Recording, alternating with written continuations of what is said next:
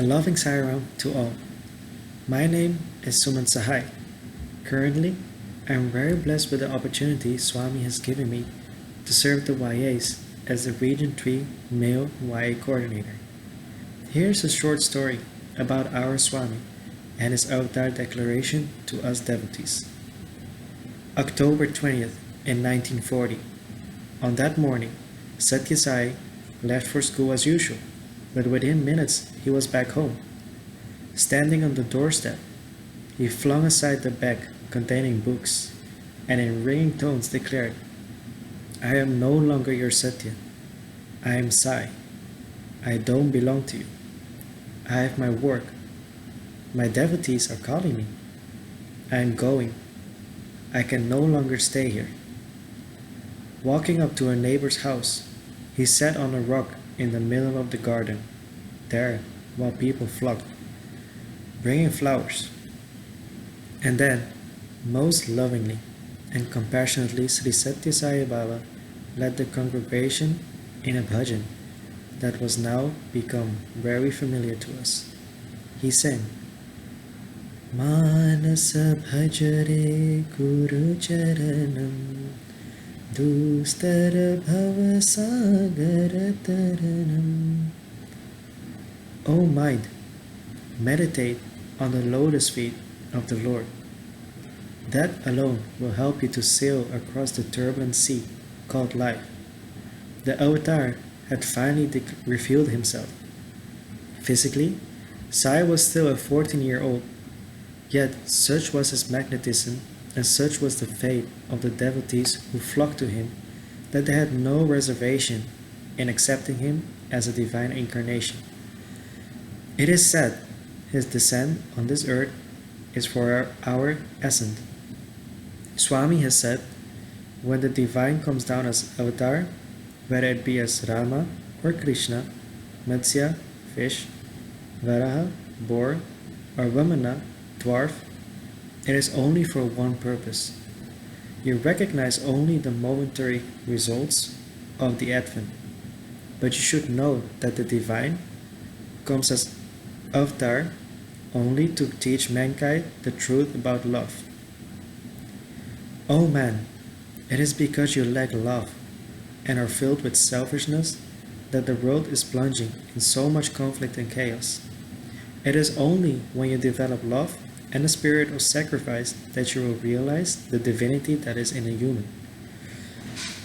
The man has no spirit of tyaga, sacrifice, will be a prey to all ills. A man without love is a living corpse. It is love and sacrifice which will make man divine. Love alone is the fruit of love. Love is its own witness. There is no trace of self-interest in it, because love exists for its own sake and has no fear. It is to teach humanity the way of love that avatars come in the world. The world displays the diversity that it has emanated from the One. The divine demonstrates the unity that subsumes the diversity. Recognition of this unity and diversity can be learned only from the divine. The divine comes as avatar to proclaim the pure, unsullied, and disinterested love of devotees towards God. People may consider that the avatar activities include punishment of the wicked, protection of the good, weeding out of unrighteousness, and restoration of righteousness. This is how they may look at the avatar's doings. But that is not the way the Lord sees things. There is nothing bad in God's view. Hence, there should be no hatred or ill will towards any being. It is only when you love all that you can be said to love God. Sri Satya Sai Speaks, Volume 21, Chapter 25, September 3rd, 1988. Our special guest today is Sri P.V. Shankar from Tustin Sai Center. Shankar Sir came into Bhagwan's fold 50 years ago and has had the fortune of close proximity to Bhagwan for several years. Swami has guided him and continues to guide him. He recognized Bhagwan as God when he read the Jnana Vahini. He has a PhD in computer science from the Indian Institute of Science.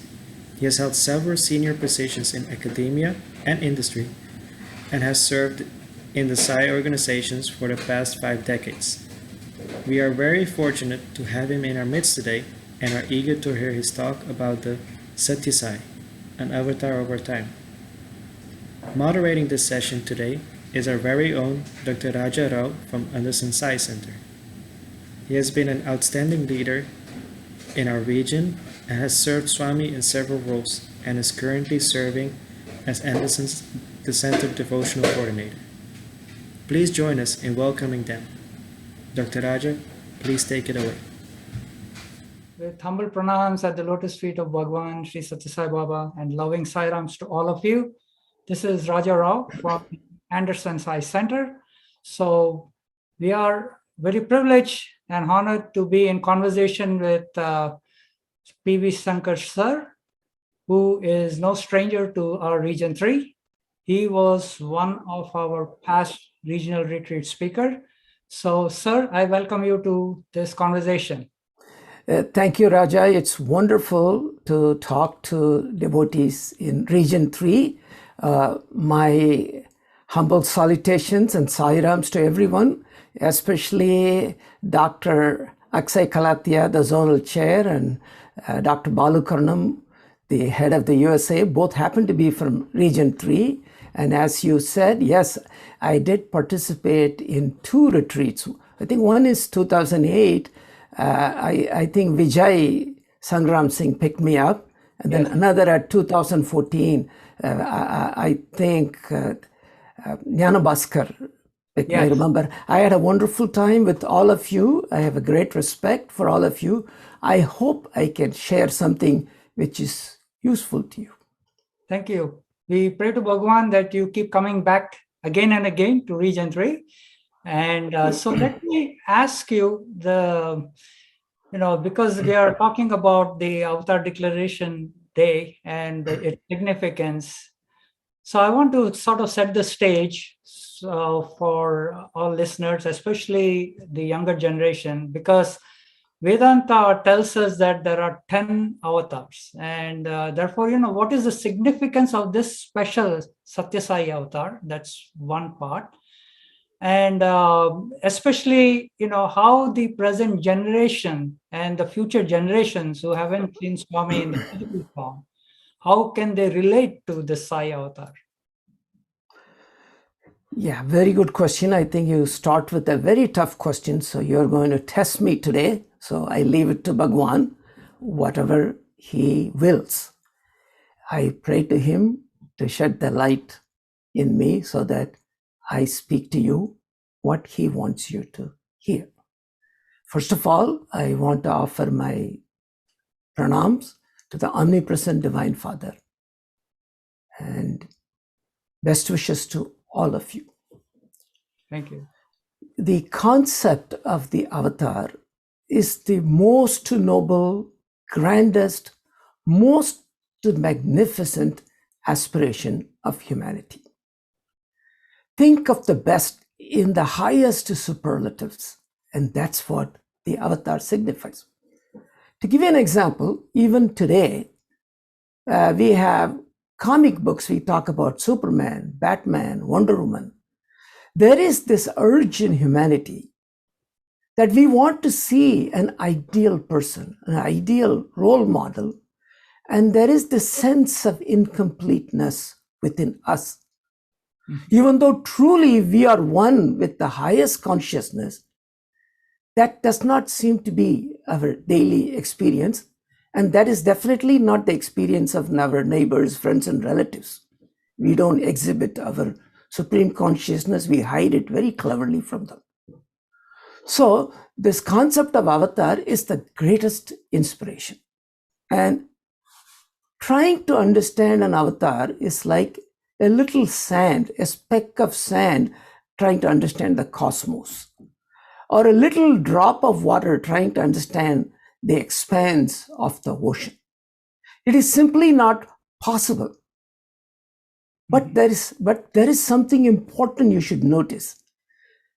The inner structure, the inner content of the sand, particle of sand, is the same as the content of the entire cosmos. The inner content of the water in the ocean is the same as the entire ocean. So our inner spirit is the same as the ultimate.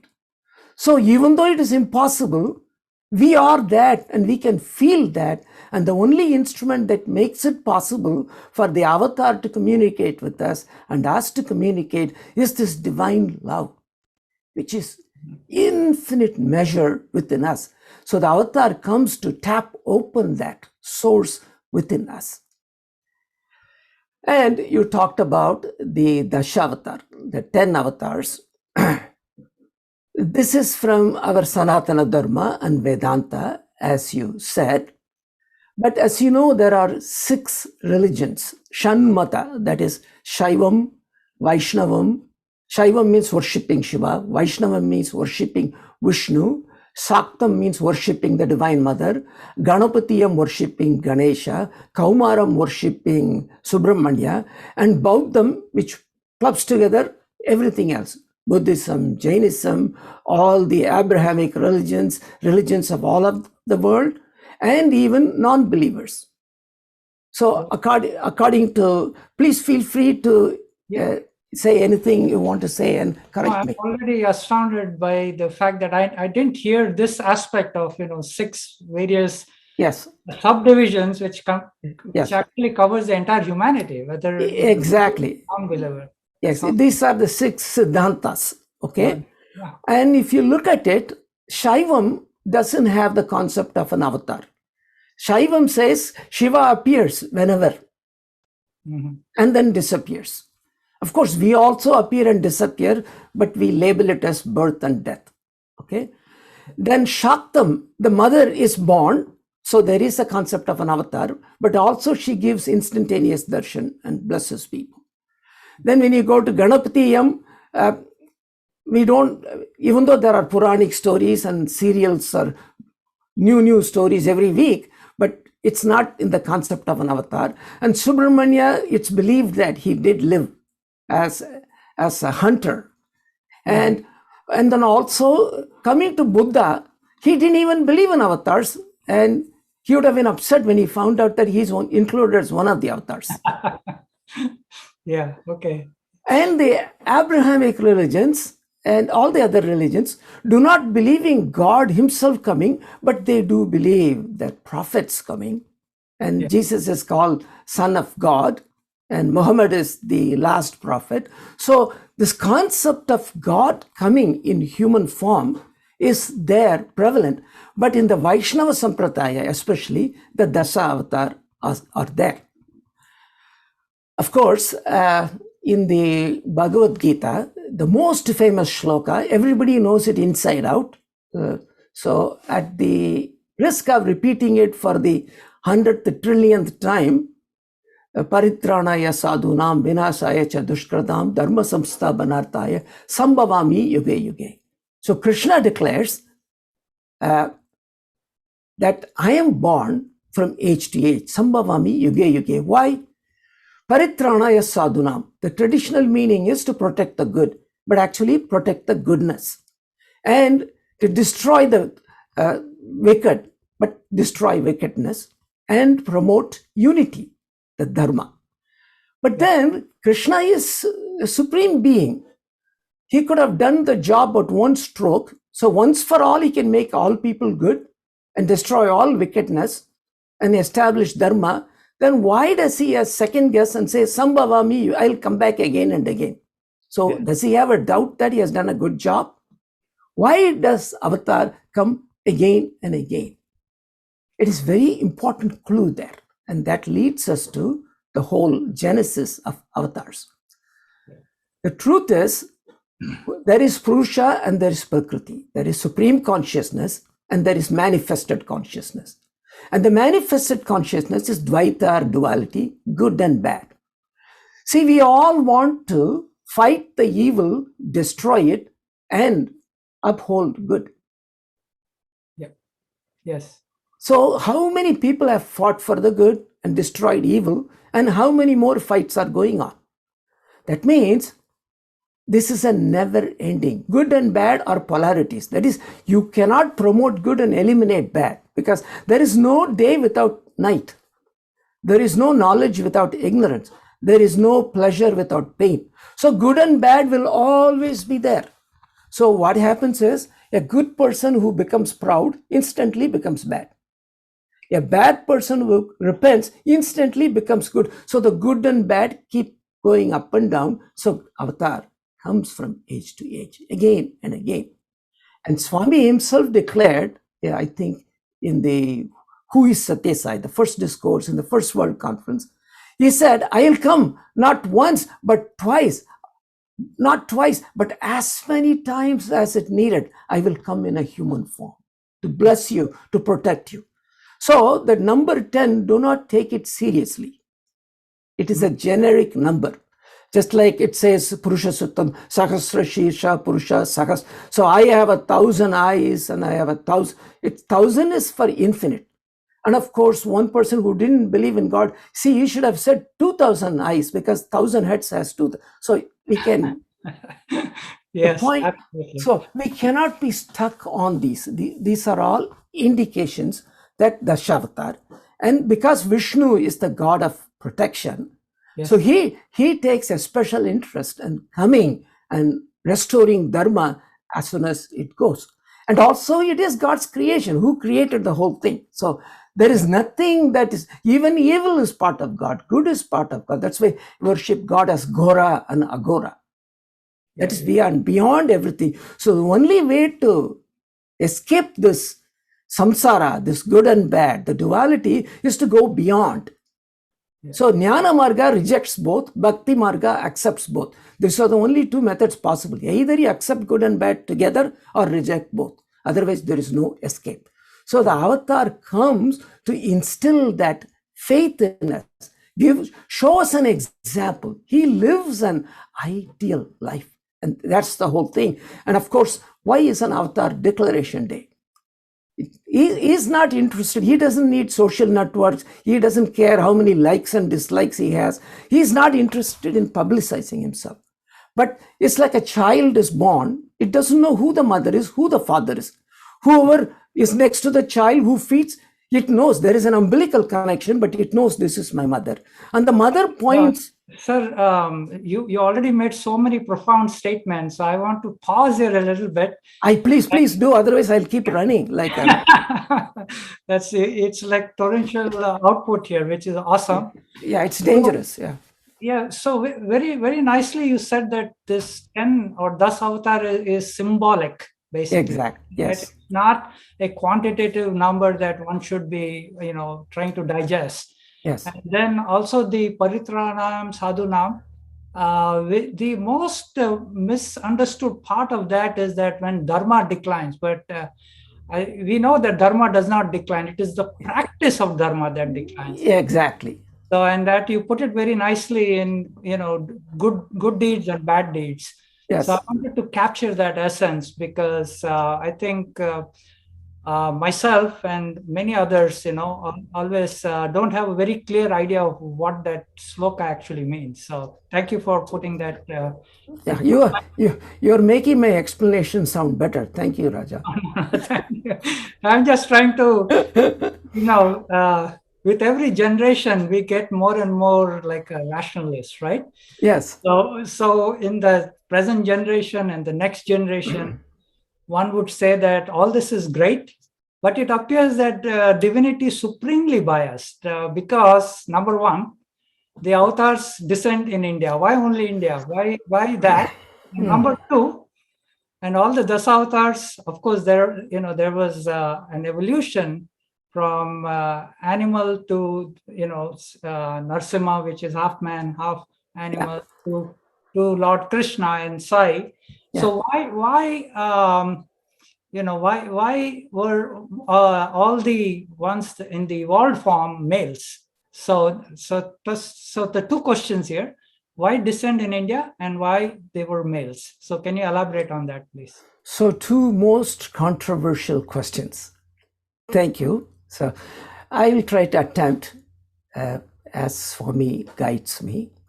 Okay, first of all, let's take the most difficult question first. Why avatars are born as males? Okay, first of all, the difference between male and female is only skin deep. As soon as it is the physical body. It is necessary for the continuation of creation. But as soon as you go to prana, there is no male and female, and also the Kundalini Shakti is called the mother Kundalini. So the male chauvinists will get very upset when they hear this, that the divine power is called the mother Kundalini Shakti. Okay. Then you go to mind, there is no gender. When you go to intellect, there is no gender. And when you go into memory, there is no gender. And there is no gender in consciousness. So we should not drag gods down to our level of the skin level concept of male, female. It is indeed true humanity. Whether it was in the past, whether it is now, whether it is in most civilized countries or the least civilized countries, the richest countries, the poorest countries, they have abused women. And they still do. And that is human, that is the bad part of the human. But point is, this should not be translated, because God is genderless. Truly, God should be called it. He will not get offended. So the fact that, avatars, saints, they have no concept. And again, if you want, I want to take one more step there, that the male aspect is the static aspect, the female aspect is the dynamic aspect. Anybody who is married knows this truth. Yes. So, and our mothers are the greatest influence in our lives. Even in the avatars, each avatar had profound respect and love for the mothers. And everything Swami did, he said, my mother advised me to do this. He gives credit to her.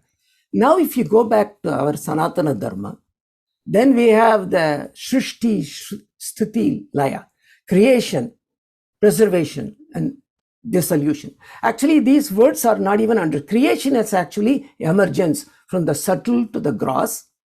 Preservation is equilibrium, and dissolution is re-emergence.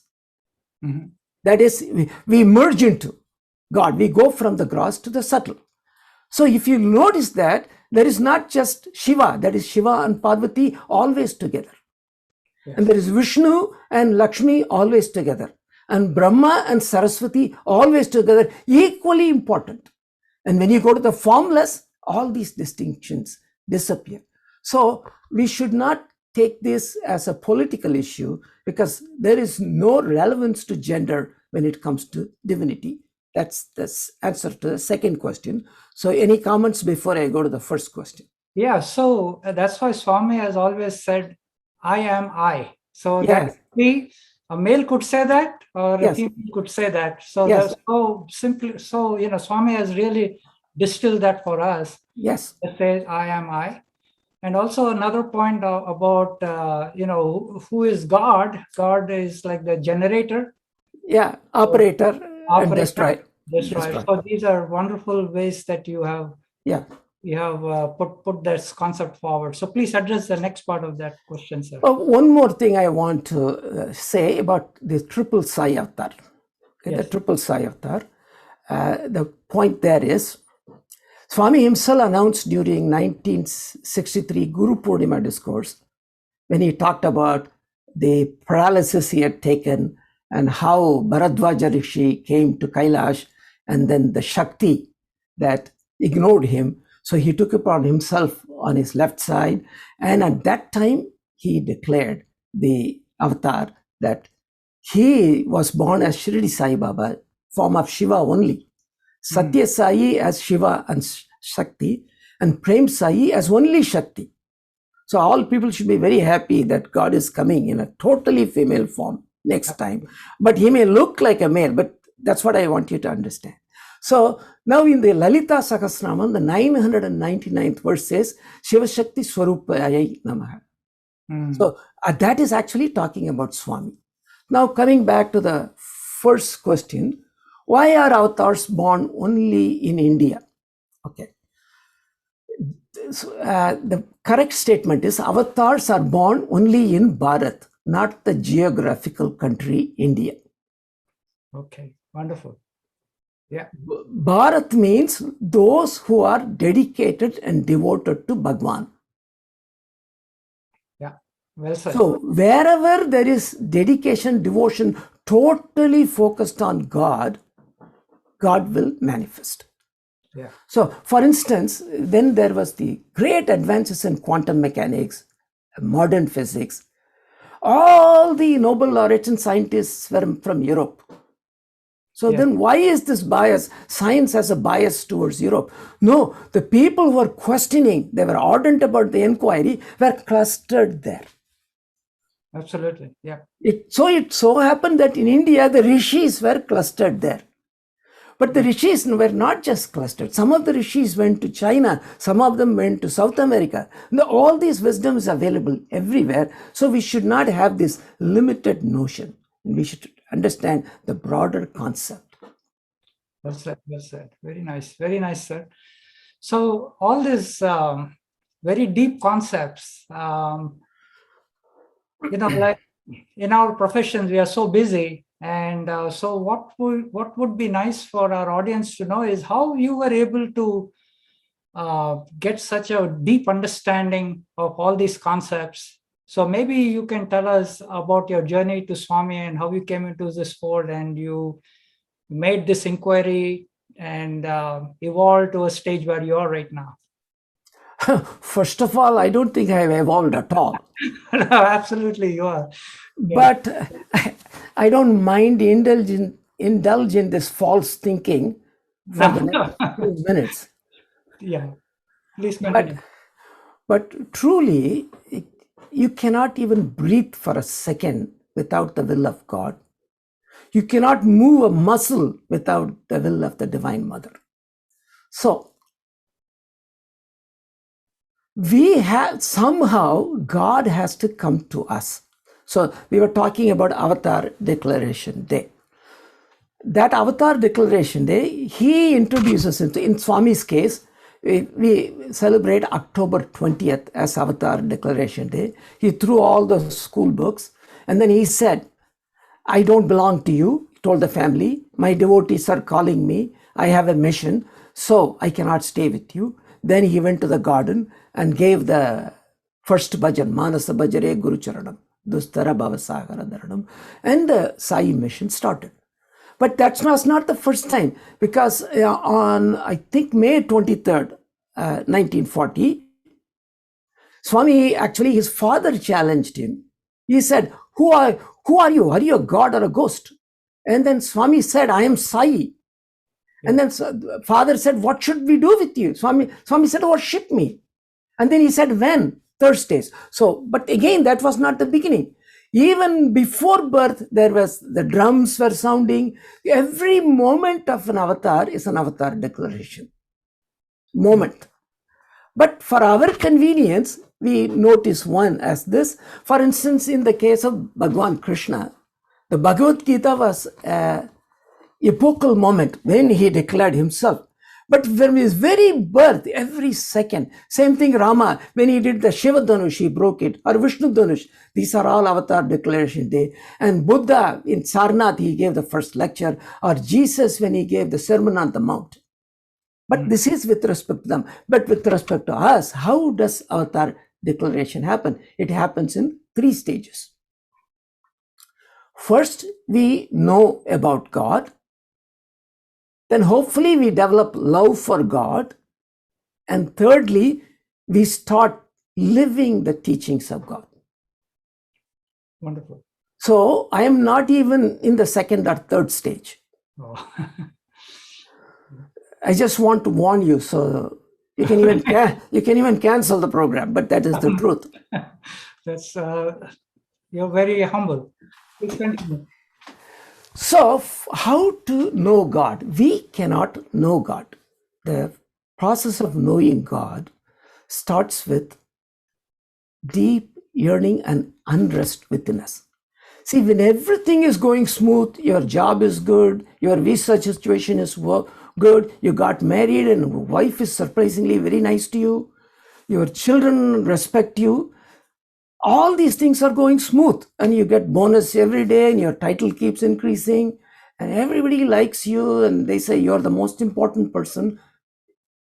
Who needs God when everything is working good? Yep.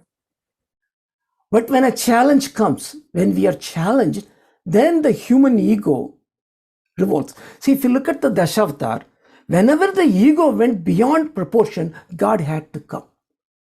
Yeah. So in one sense, we have to thank the ego. If the ego was not there, God would never come down.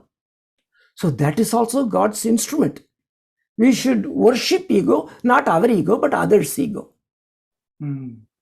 But unfortunately, we worship our ego like Hiranyaksha. Yeah. So he told his son Prahlada, chant my name, Hiranyakashipe Namaga. But he's chanted Om Namo Narayanaya Namaga. So that's what happens to us. So God will come to us. The Guru will come to us. In my case, what I think that Swami came to me, but that's not the correct statement, but I will add a little later. So I was a graduate student in University of Madras before I went to PhD program. I was doing my second master's in molecular biophysics and molecular biology. Mm-hmm. And I have shared this story many times, but I am never tired of sharing it, but people will be tired of hearing it. But no, please tell us again, because at least I don't recall hearing this from you. So. Okay, that's good. So I may share it only for your ears. Okay. So my friend, we had an international conference. Giants in the field of molecular biology, like Linus Pauling, Crick, they have all come there. The famous DNA Nobel laureates. My professor himself was a great scientist. He was in their caliber, even though he never got a Nobel Prize. And he was a student of Sir C.V. Raman, who was the first Nobel laureate in science in India. So in this conference, a few people came and I became friendly with few of them. And we used to have philosophical discussions. So, see, I had always grown up as an independent thinker. That's what I thought. But all independent thinkers, there is no independence. We are in dependence to our senses, our mind, our intellect. But see how the arrogance works. So I was thinking, so I didn't have any need for any gods or definitely no gurus I'm not in need of. And even though I had a great respect for Sri Ramakrishna Paramahamsa, Vivekananda, Mahatma Gandhi, and Ramana Maharshi, I admired the teachings, but I kept my individuality. And I was inspired by Mahatma Gandhi and Vivekananda to do service. But you see, I had twin ambitions. I wanted to do service, but I wanted to be a scientist. Of course, you can say, can scientists not do service? But looking at what scientists have done, I don't know, but it's possible, I guess. At least the medical discoveries. But when you have twin ambitions, you don't succeed in anything. You have to be one-pointed. You want God, jump fully. If you want world, jump into the world. If you are wishy-washy, you will not succeed because your vital energy is distributed. So I was thinking like that. At that time, one of my friends said, you're so much interested in philosophy. What if I tell you Krishna has come again? Would you like to know more about him? So I was just a flippant remark I made, which is I still regret that I made the remark. It's out of arrogance and insincerity. I said, I don't care for Krishna in the first place. Why would I care if he came back again? And that was not true. I've been reading Bhagavad Gita even as a child. So that was not a true statement. So when I went away, I felt guilty. I'm a student of science. I seek truth. I should be honest. I should not reject based on bias. See, we all have opinions, and based on bias, we cause so much rift amongst ourselves in family, in society, in spiritual organization. This is all due to our own ignorance. So I was ignorant then, I'm ignorant now, but I'm mercifully less ignorant, hopefully. So then I said, no, I don't care. Then I felt bad. I went back to him. I said, I apologize to you. I was not honest to myself. I would like to know who it is. He said he is Bhagwan Sri Satya Sai Baba. I shall bring a book about him. There is a Professor Kasturi who has written a beautiful book called Satyam Shimam Sundaram. I said, no, I don't want that book. He said, don't introduce me to any devotee. They try to exaggerate things because they have an agenda. So I don't want, has he written anything himself?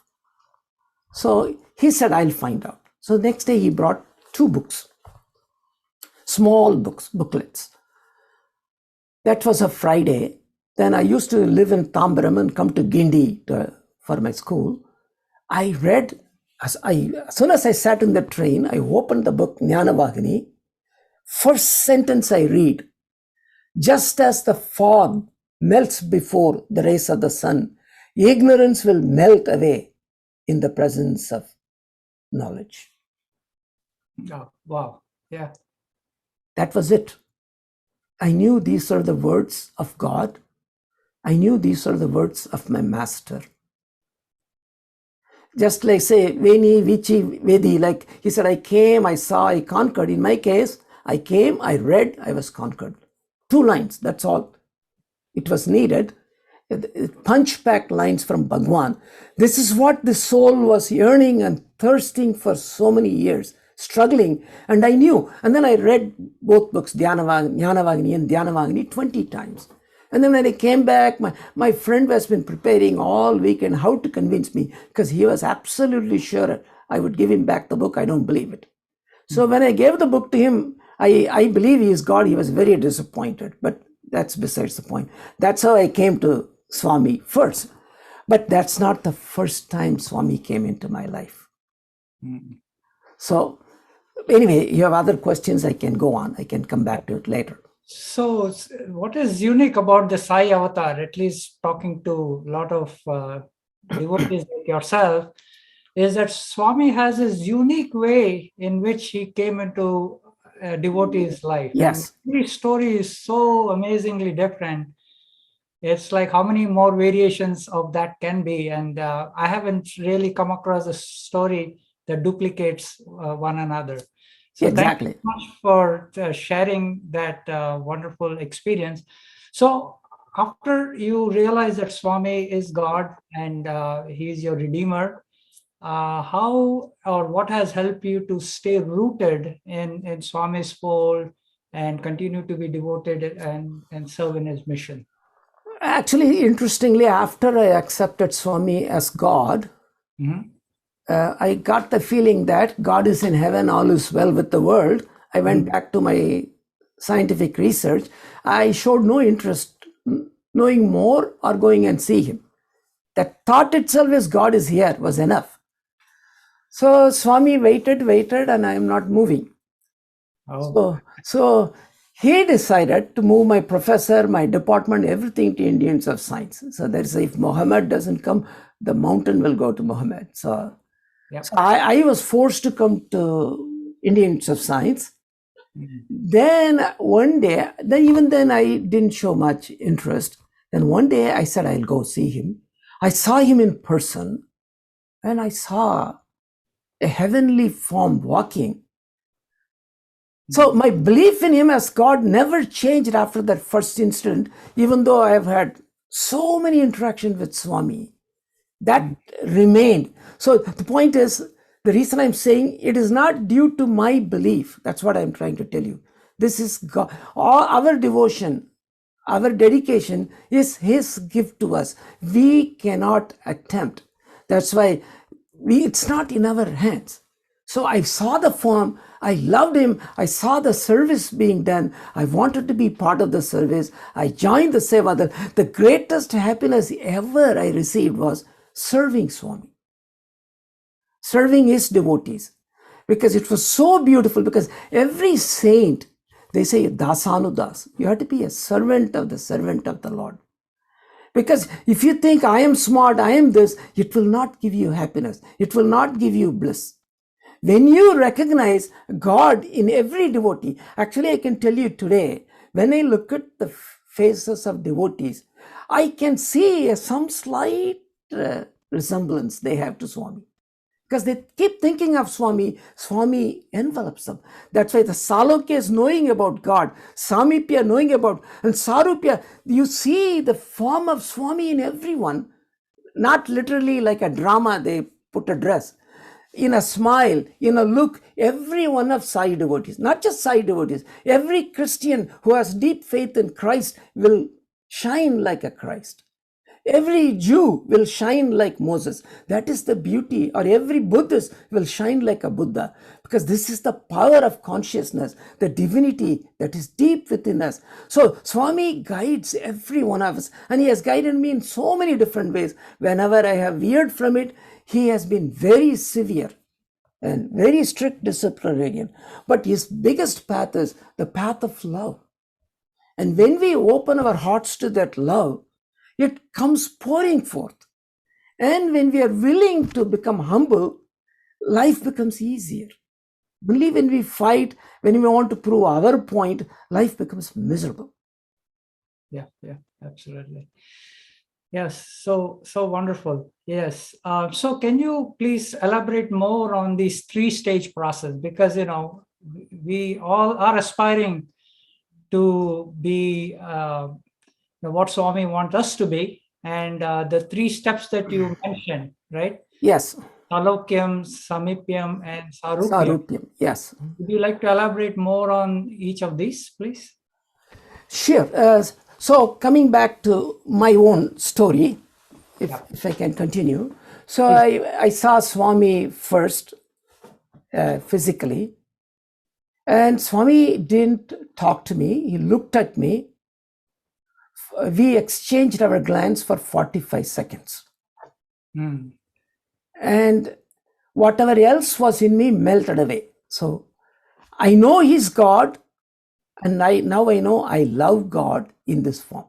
So he was scanning you in 45 seconds, I guess. Yes. I don't know why it took him 45 seconds. It doesn't need it.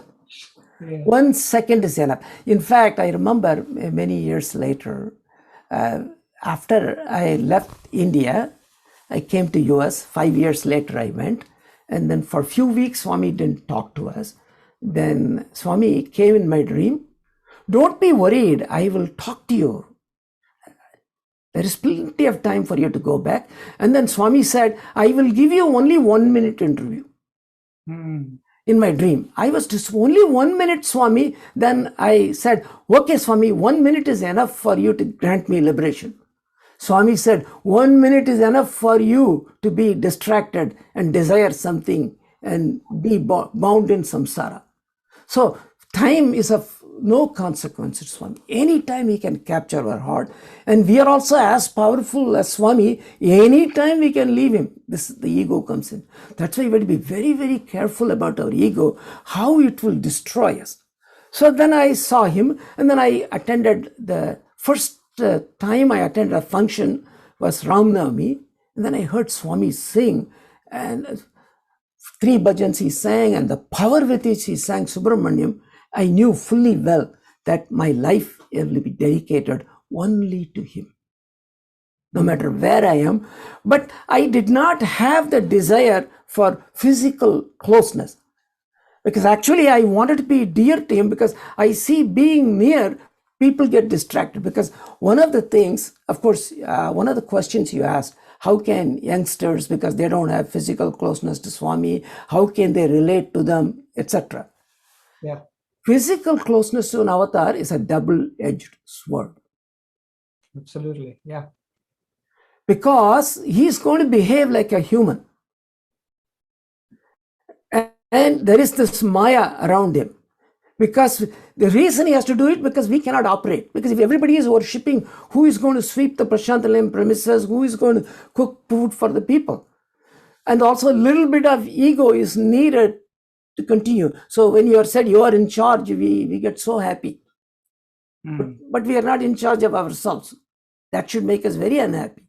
So this ego comes in, God uses it, but it becomes then you may develop doubt in Swami. Like Jesus said, blessed are those who have faith, even though they have not seen. Absolutely. So, and look at today, Krishna was born thousands of years ago, Rama was born 10,000 or 20,000 years ago. But how did devotees, how did Kabir, and how did Tyagaraja develop devotion? Was their devotion any less than Hanuman or Lakshmana? Similarly, how did Meera, how did Gauranga develop devotion to Krishna? Any less than gopis? But the point is, God is not limited to a physical form, a time, in space. If you think of God, the power of God is in every atom. So the youngsters, the question you asked, you didn't ask yet, but I brought it up. But the point is, God, if you think of God, like Shedi Baba, if you think of me, I will think of you. And Swami will come in the dreams. Swami will guide. So many different ways he will guide. So that's how the Salokyam I started. I started serving Swami. So one thought that crossed my mind, when you say, living with God in the physical form is a double-edged sword. Yes. A trap that I see, at least with my limited knowledge is, and I have also read about it, that when you go to Swami, don't go with any desires or thoughts or wishes, because it's best to go empty so that he can fill with what he wants us to. Yeah, exactly. Because, you see a lot of devotees. In some cases it has been favorable, some cases not. They get some intuition and all.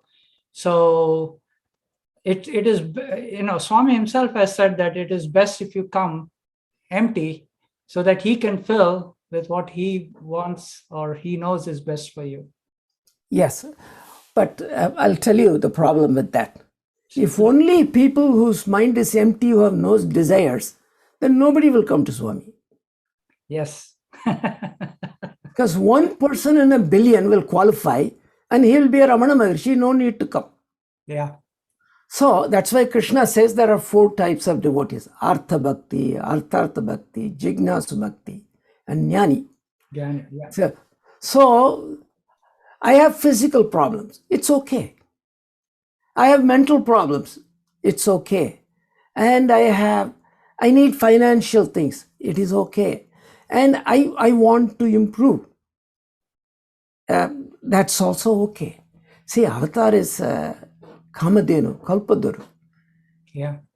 So real that differentiates a devotee from a worshipper, because up until Jnani, yes, Artharthi Jnani, you're trying to achieve a mean through God. Yes. But a Jnani, the means and the process is God. Everything, both of them are God. Yes. So that is a true devotee. And one could say the first 3 are worshipper, for example. Exactly. But where did the Jnani come from? Evolution.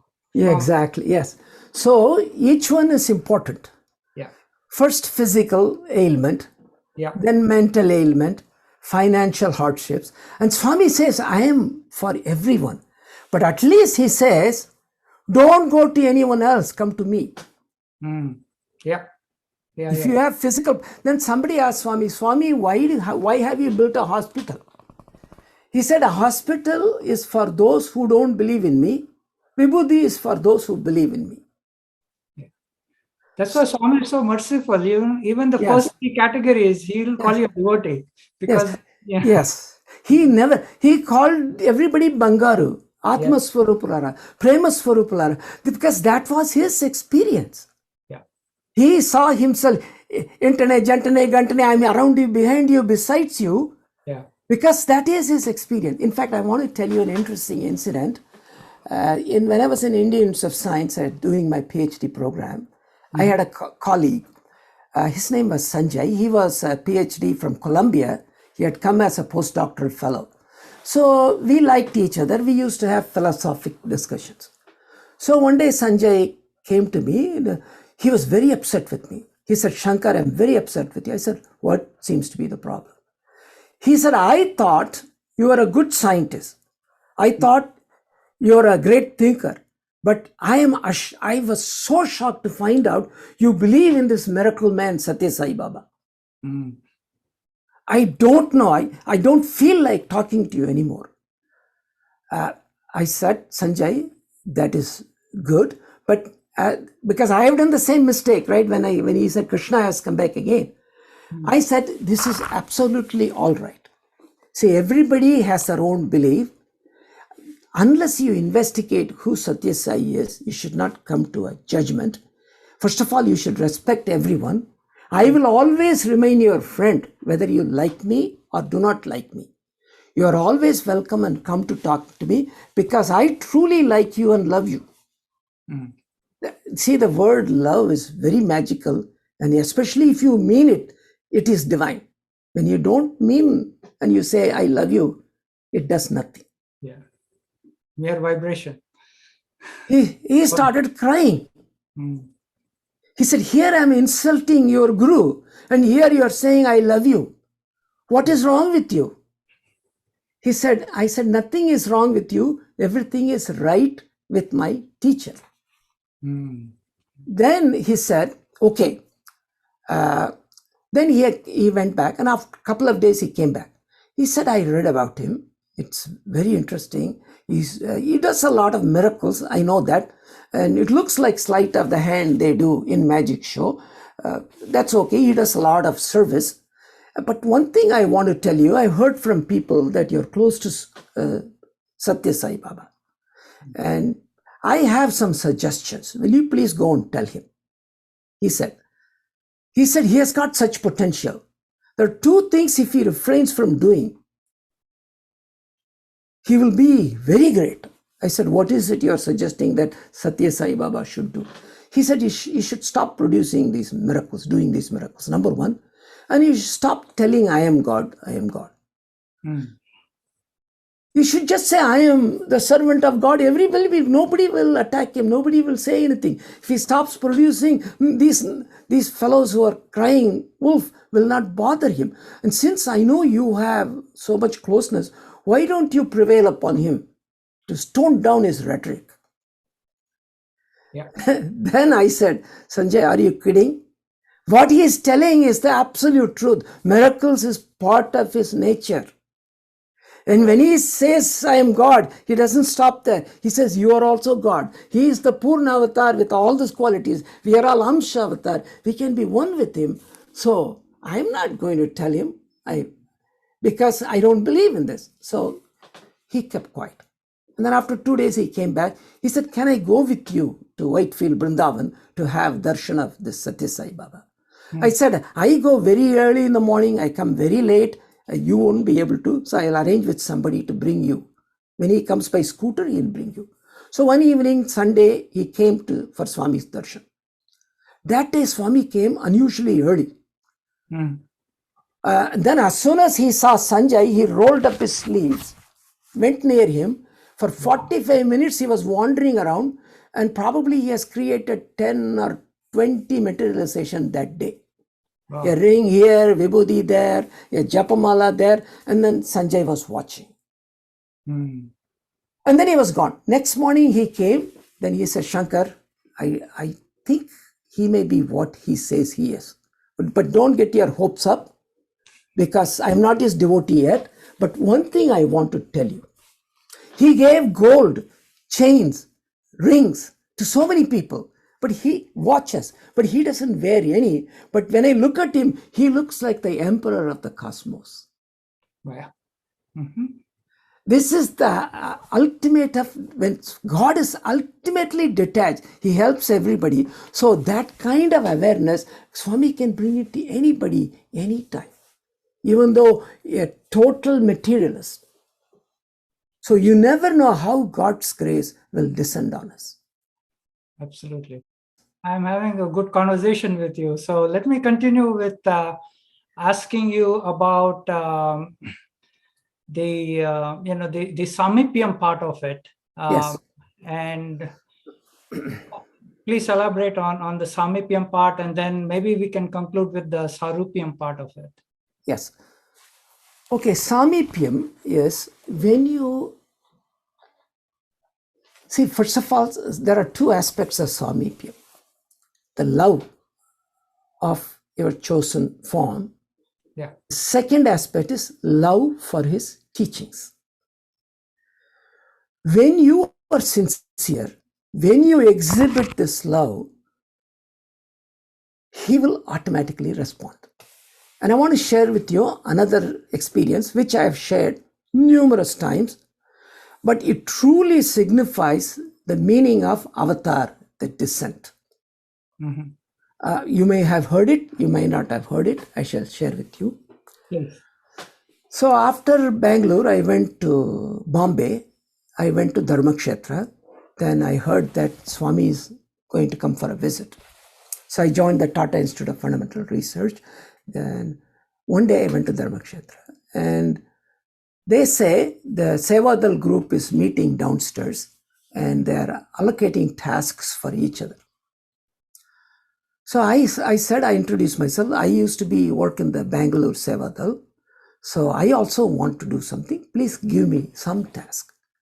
Mm. And the Sevadal convener said, you're too late. Everybody has grabbed every position. Mm. There is nothing left for you. I said, find something. He said, all the tasks people covet are taken. Okay? And the only job left is cleaning the lavatories. We hire professionals. If you want, I can make you an apprentice to these people who clean lavatories. Mm. I said, I'll gladly take it. I just want to be in the same premises that the Lord is. And he said, I cannot guarantee you darshan. You may not get darshan. I said, no problem. Awesome. Yeah. I will take it. Yeah. Then you will understand the meaning of Samipyam. Swami says, you take one step towards me, I will take 100 steps towards you. Mm-hmm. So then I started cleaning the lavatory. And one of the leaders, I thought he was a professional sanitation engineer, but he is not. He was a follower of Mahatma Gandhi, actually a disciple. Mm. This gentleman, he has his own trust. He does so much service, and he's a devotee of Swami. Whenever he comes, he doesn't even care for Swami's darshan.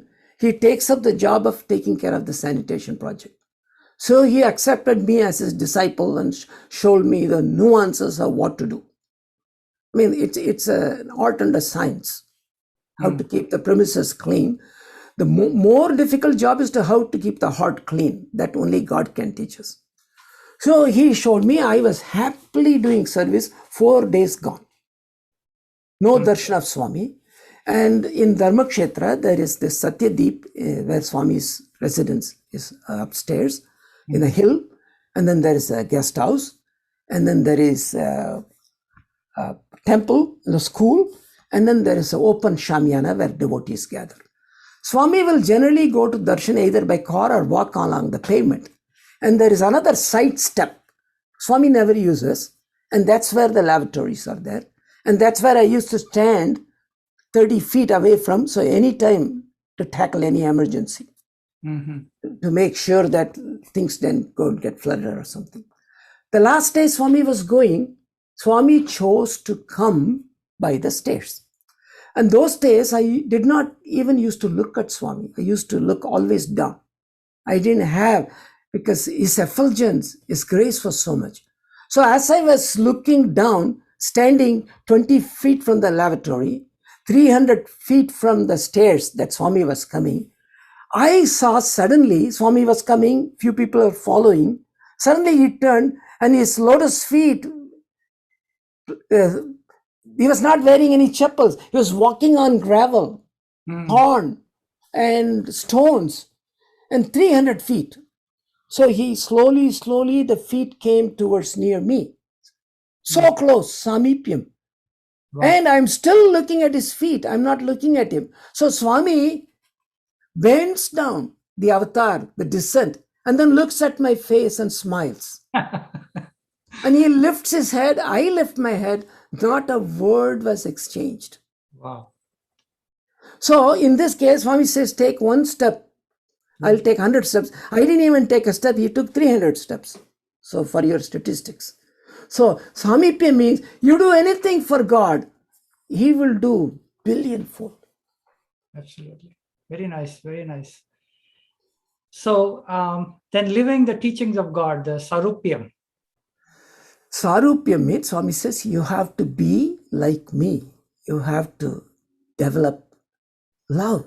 You have to develop devotion. You have to respect everyone. So you cannot criticize anyone.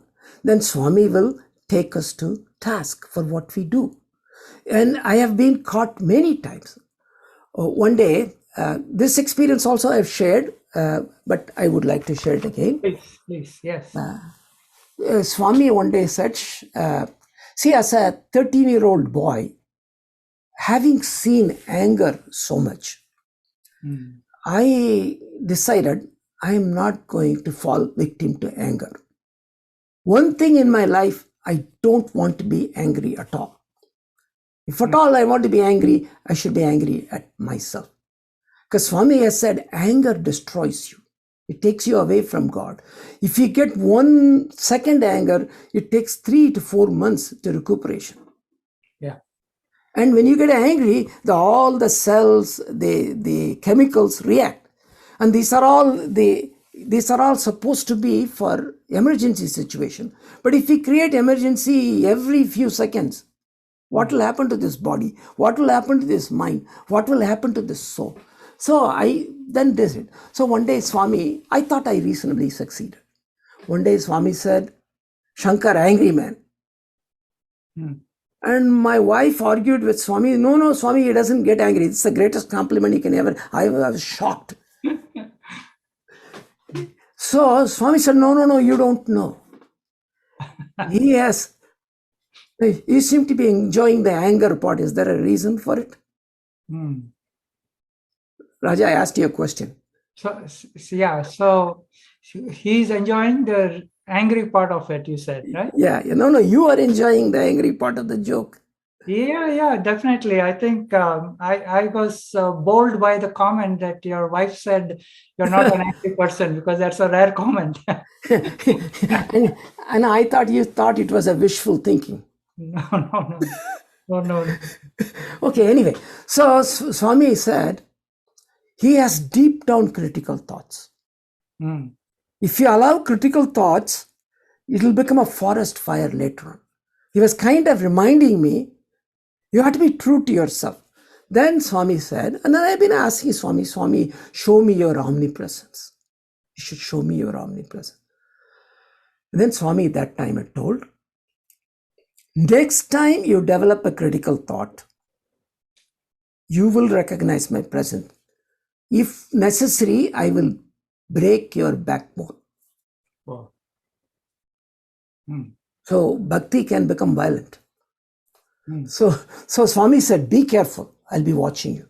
You're asking for God's omnipresence. You don't know what you're asking for. Find out whether you can handle it. So he said, never develop a critical thought. Otherwise, I will punish you for that. So then I come back to California. I was behaving very good. And one day I had to go do some shopping. I bought the things and then I put in the trunk. And as I was closing the trunk, I developed a critical thought of something. It's a habit. Critical thoughts are habits, right? It's very difficult to overcome. So when I was putting the thing, suddenly an invisible force pushed my wallet and the keychain into the trunk, closed the trunk. Oh. I was locked out of my car. And then the trunk almost hit my back, literally. So I was physically hurt a little bit. And then I had to push away and then the closed. And then I went inside and I didn't have a cell phone. And then I had to wait for the AAA to come after an hour. And then I said, I'll be very careful.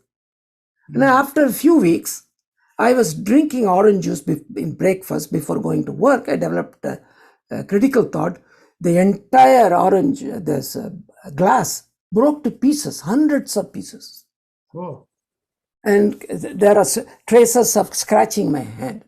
So then I said, oh my God, I should not think critical. The third time when I was putting the laundry bag into the closet, I got a critical thought. The entire closet fell down. My wife's closet also fell down. I didn't know how to put them back in order so that she would know what happened. But anyway, this thing's happening. And then the fourth incident that happened, one day I came home for lunch and I was fixing a sandwich. I developed that time suddenly one fly came. And then it fancied that my nose is a wonderful launching pad for his aerobatic exercises. So it kept annoying me. So then I got annoyed. See, even that is a critical response. Swami doesn't, because if you notice Swami in darshan, if you closely, then there will be flies going. He will never brush anything ever. Swami will be perfectly still. He expects his devotees to be like that. So I was annoyed. So then I rolled out a newspaper and I was keeping it to show it away. Okay. Then I had the window open. But then by the time the fly was smarter than me, it went and sat at the feet of Swami's feet with a picture which I have hung next to the dining table. Sharanagati. Sharanagati. But then by the time it sat, my motion has started. I was going to shoo it away. It hit it with such a force. It got crushed and died. And the hind part came out and dangling. I became so scared. My God, what I have done. Here I want to do Satya, Dharma, Shanti, Prema. And then I have blown it all away. So I ran upstairs, brought the vibhuti. Nothing happened. Then an entire vibhuti packet, I showered it. I said, Swami, please forgive me. I should not have done that. Immediately, it shoved its hind part back in, moved its legs, flew around and escaped. Then I said, I am not going to have any more critical thoughts. Pretty soon we were in India. Swami asked me, how are you enjoying my omnipresence? Amazing. And Swami said, you have failed. He knows you're a professor and he gave you a grade himself. Yeah, usually I get 0 grade. Okay. So he said, you have failed. You do not know how to handle Swami's omnipresence. I am going to take it away. See, you cannot be disciplined and be good because you love Swami or because you fear Swami. Yeah. You should not through any force. It should come from the source. You have to be good within. That means you have to sarupya. You have to develop qualities like Swami. In fact, I want to share one more example in this answering this question. Absolutely. In 1989, Swami asked me, what do you want? I said, Swami, I want to be like you. Swami said, impossible. And he got upset with me.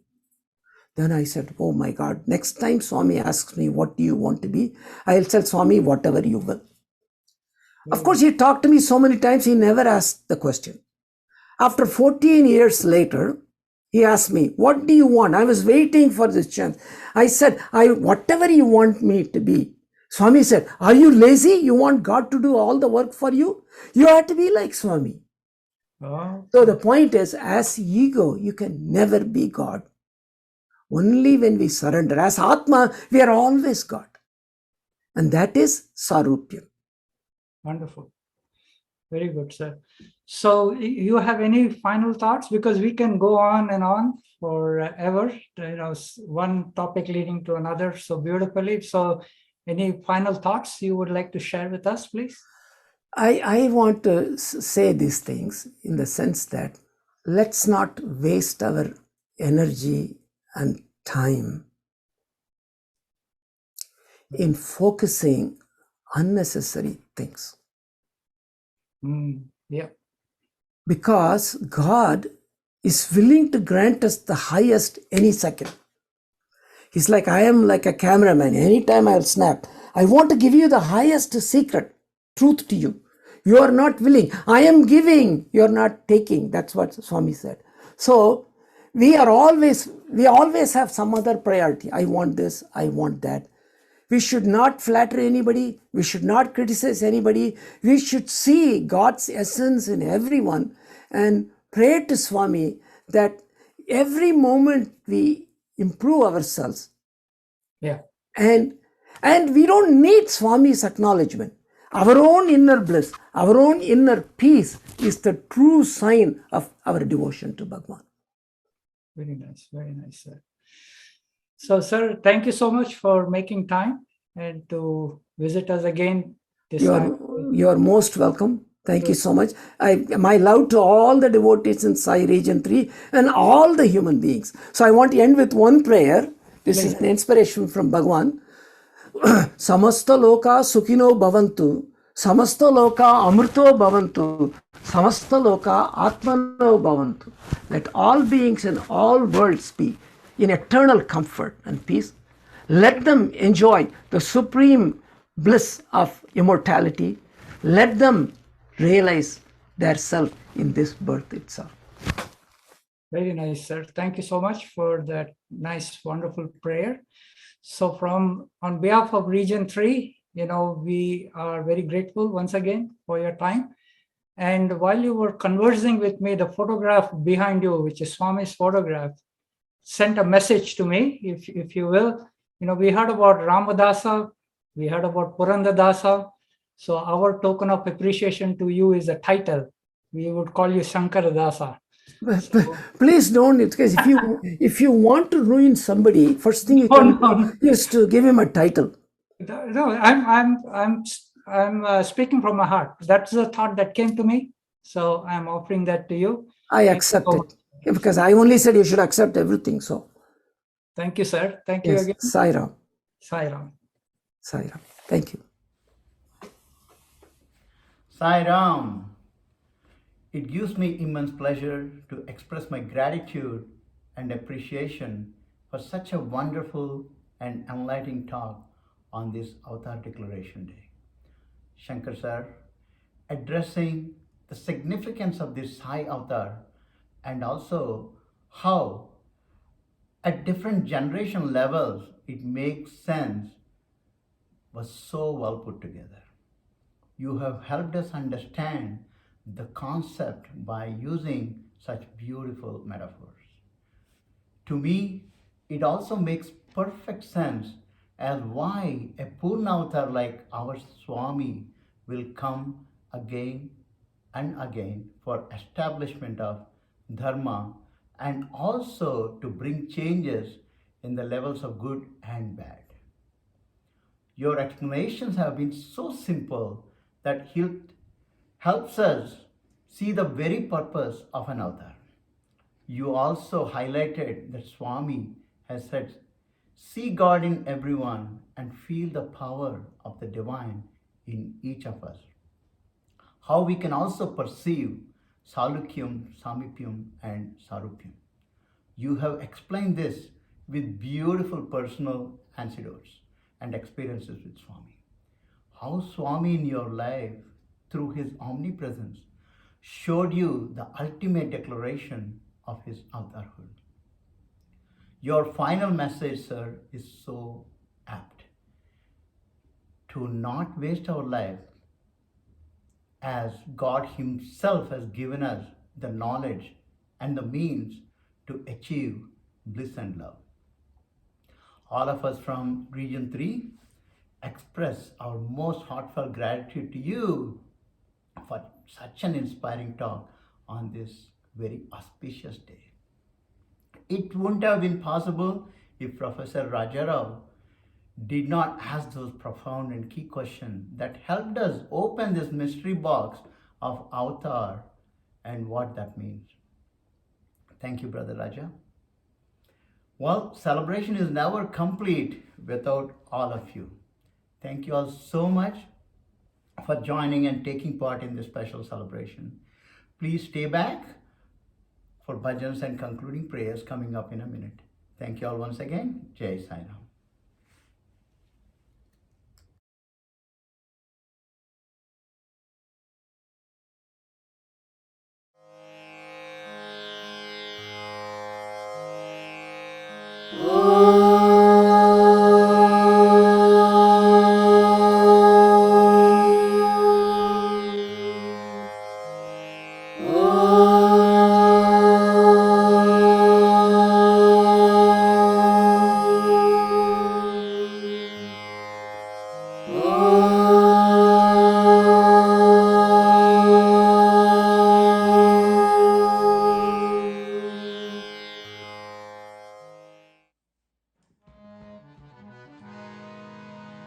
Gajanana हे गजानना गजानना हे गजानना गजानना हे गजानना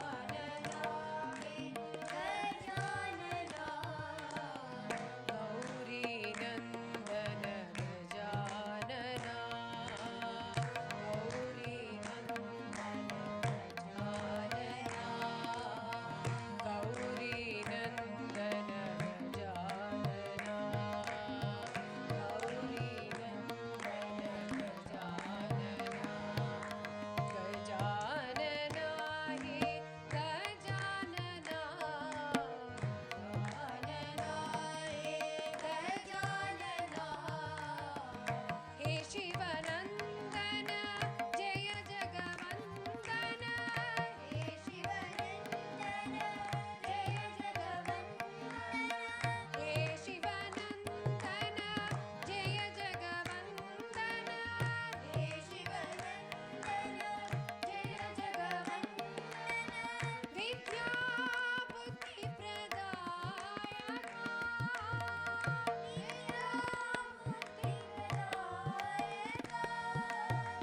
विद्या बुद्धि प्रदायक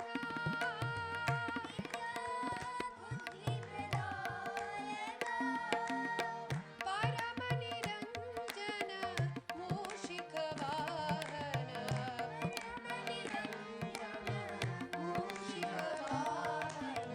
परम निरंजन मूषिक वाहन परम निरंजन मूषिक वाहन पतिपुरीश्वर गजानना पतिपुरीश्वर गजानना पतिपुरीश्वर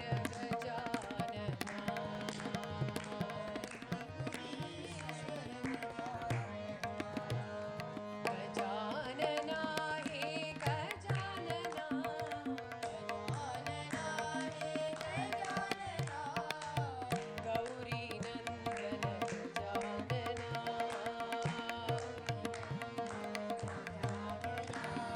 गजानना हे गजानना गजानना हे गजानना हे शिवनंदन जय जगवंदन विद्या बुद्धि प्रदायक विद्या बुद्धि प्रदायक परम निरंजन मूषिक वाहन परम निरंजन मूषिक वाहन पतिपुरीश्वर गजानना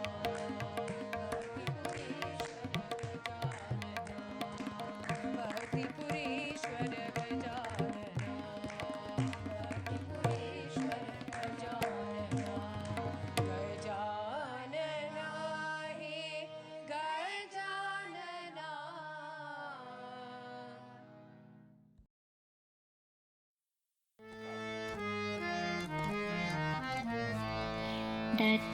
दत्तात्रेया सद्गुरुदेवा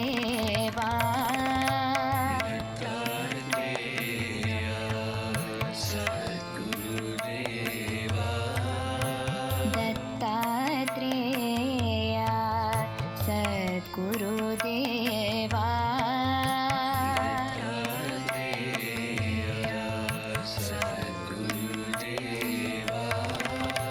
देहि देहि तव श्रीपाद सेवा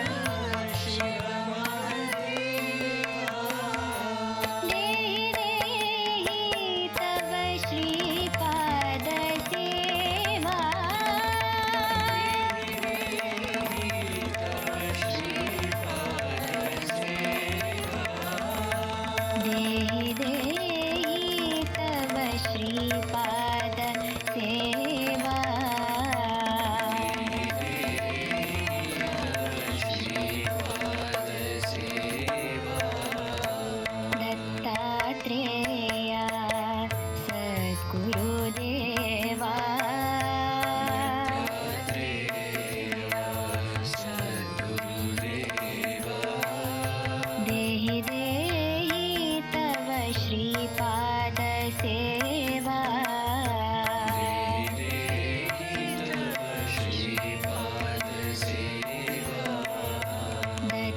दत्तात्रेया सद्गुरुदेवा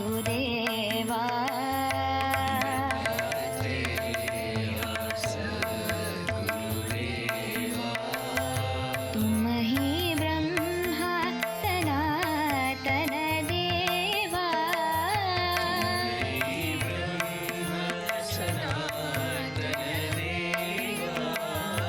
विष्णु नारायण श्री वासुदेवा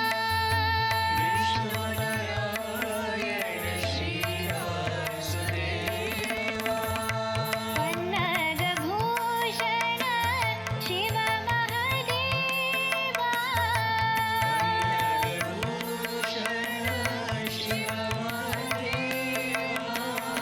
देहि देहि तव श्रीपाद सेवा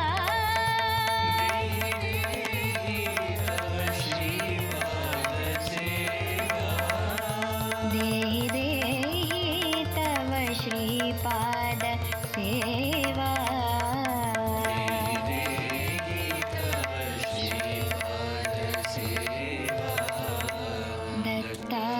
दत्तात्रेया सद्गुरुदेवा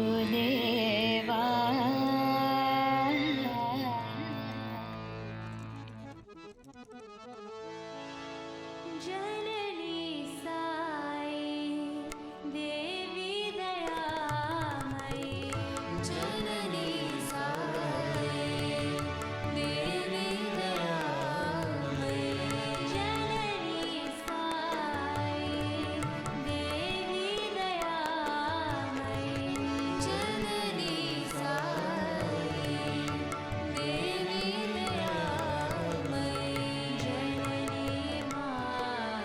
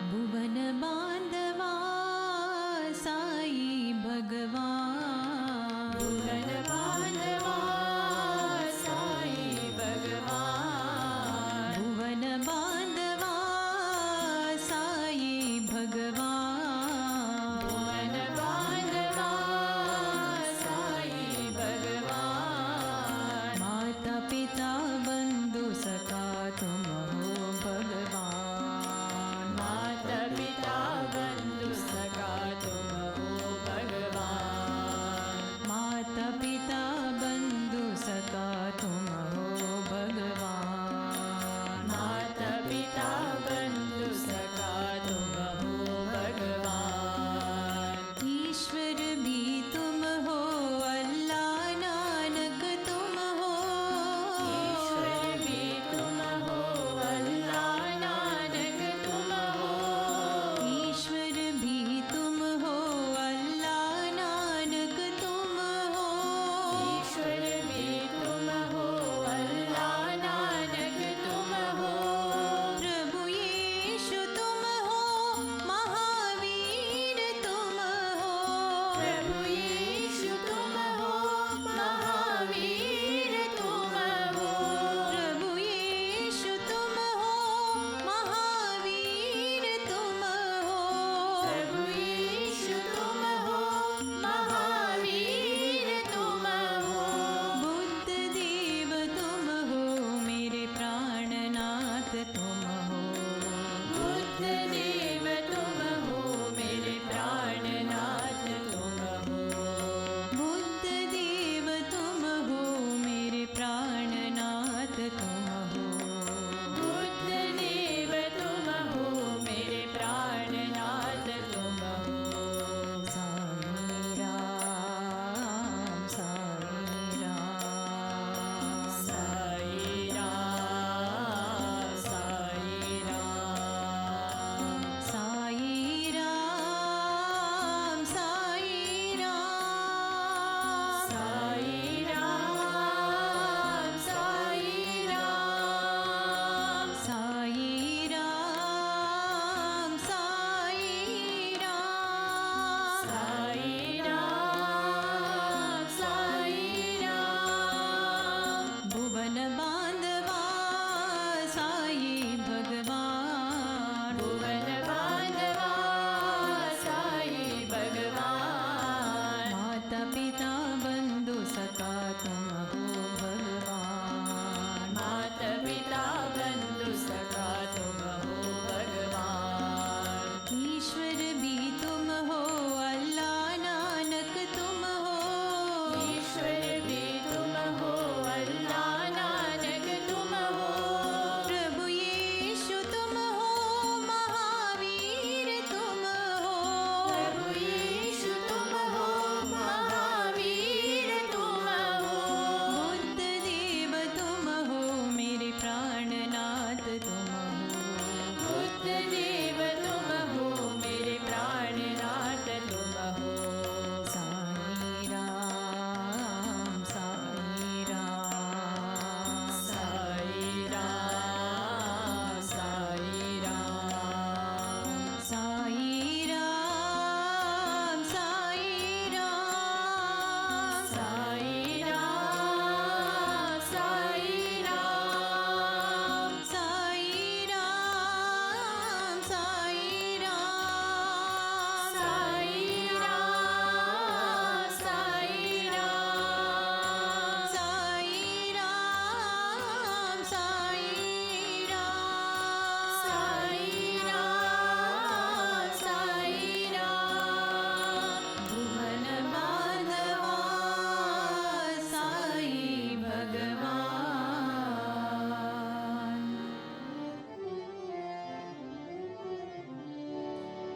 अरुणाचल शिव अरुणाचल शिव अरुणाचल शिव अरुण शिव अरुणाचल शिव अरुणाचल शिव अरुणाचल शिव अरुणाचल शिव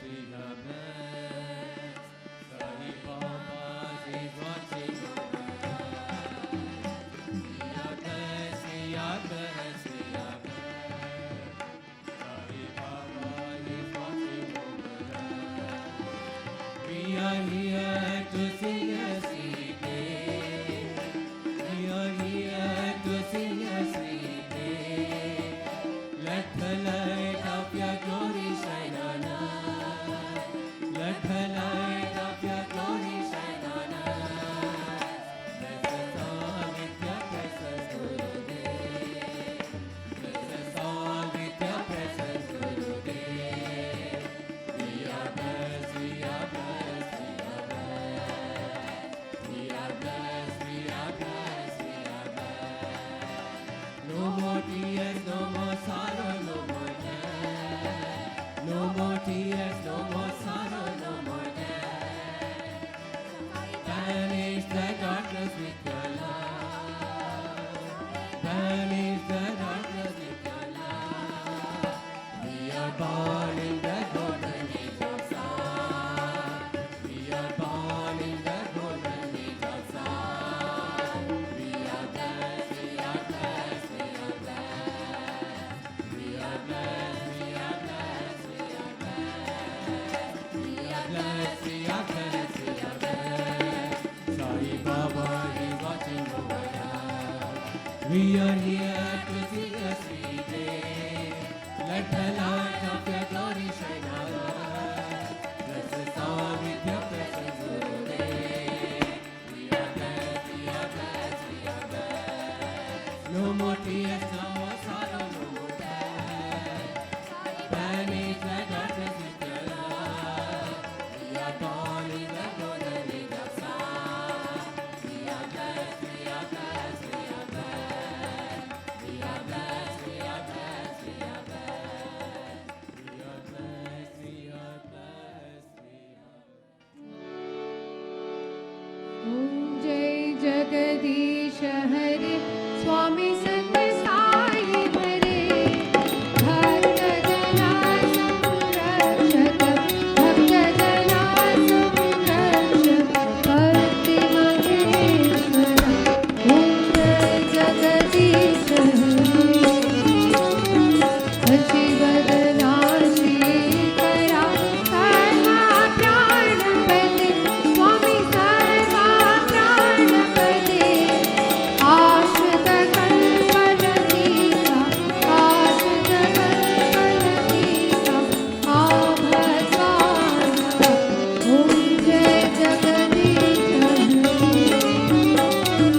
माता पिता गुरुदैव हरियन्तयो नीवे स्वामी हरियन्तयो नीवे नाद ब्रह्म जगन्नाथ नाद ब्रह्म जगन्नाथ नागेन्द्राश्रय ॐ जय जगदीश रूपमोदसि साई महादेव सत्य साई महादेव मंगलारति मंगलारति अंतर गिरिधार ॐ जय जगदीश हरे नारायण नारायण सत्य नारायण नारायण नारायण नारायण नारायण सत्य नारायण नारायण सत्य नारायण नारायण ॐ जय सद्गुरुदेवा नारायण सत्य नारायण नारायण नारायण नारायण नारायण नारायण सत्य नारायण नारायण जय सद्गुरुदेवा नारायण सत्य नारायण नारायण नारायण नारायण सत्य नारायण नारायण सत्य नारायण नारायण जय सद्गुरुदेवा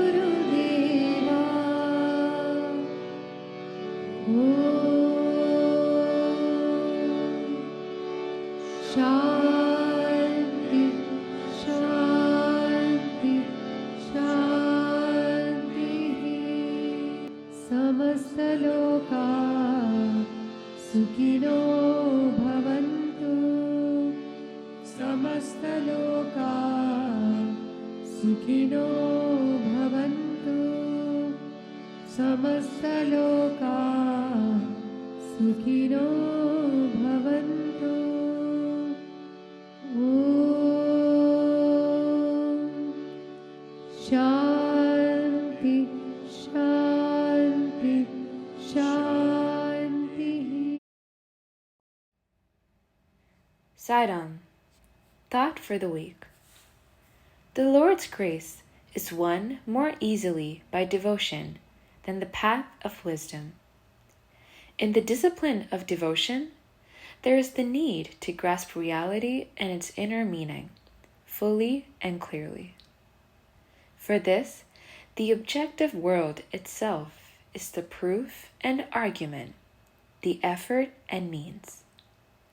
To know this, spiritual inquiry has to be pursued. Such an inquiry will grant unshakable peace. Only inquiry can reveal the truth behind all objective world. It is your experience, isn't it, that when you do some task carefully for a long time, correcting your mistakes as and when you discover them, and avoiding the repetition while continuing with the task, you invariably achieve even more success than you hoped to get? What is wanted is the unflagging desire to achieve victory. That will lead you to discover the means thereof, to develop earnestness and care in the pursuit of those means, and to get success. Your wish must be strengthened by the will, and the will by your efforts. Prashanti Vahini, Chapter 19. Baba.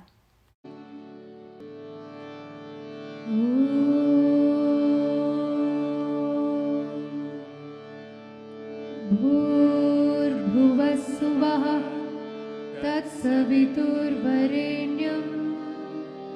भर्गो देवस्य धीमहि धियो यो नः प्रचोदयात् अशीमवहु वहिष्ठेमस्ति उष्टास्ति उष्टाहमय यतशाय वहिष्ठायशि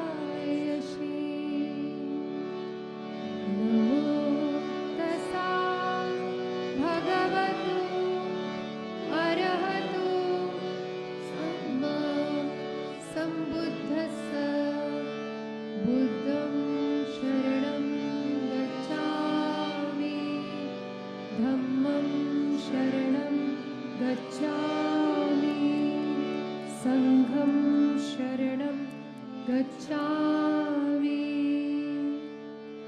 श्मा इस्राएल अदोनाय एलोहेनु अदोनाय एहा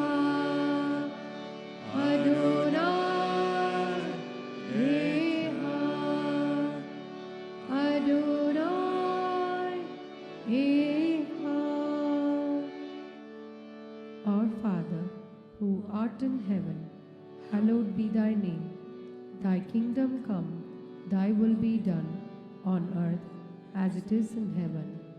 Give us this day our daily bread, and forgive us our trespasses, as we forgive those who trespass against us. And lead us not into temptation, but deliver us from evil. For thine is the kingdom, and the power, and the glory, forever and ever. Amen. Bismillah ar-Rahman ar-Rahim. Bismillah ar-Rahman ar-Rahim. Bismillah ar-Rahman ar-Rahim. La ilaha illallah, Allah, Allah. La ilaha illallah, Allah, Allah. La ilaha illallah, Allah, Allah. La ilaha illallah, Allah, Allah.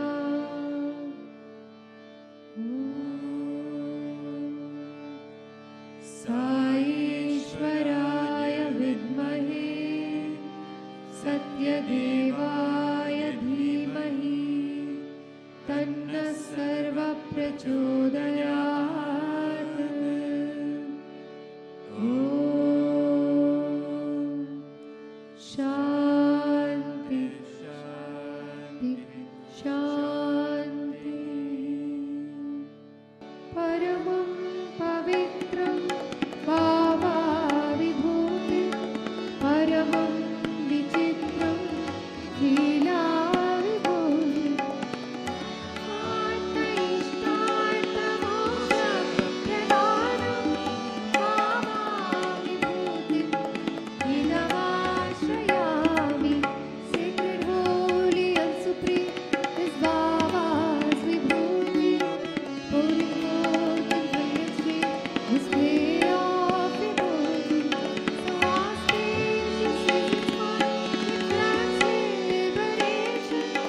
Baba's vibhuti, its power protects. Sai Baba's vibhuti, its power protects me.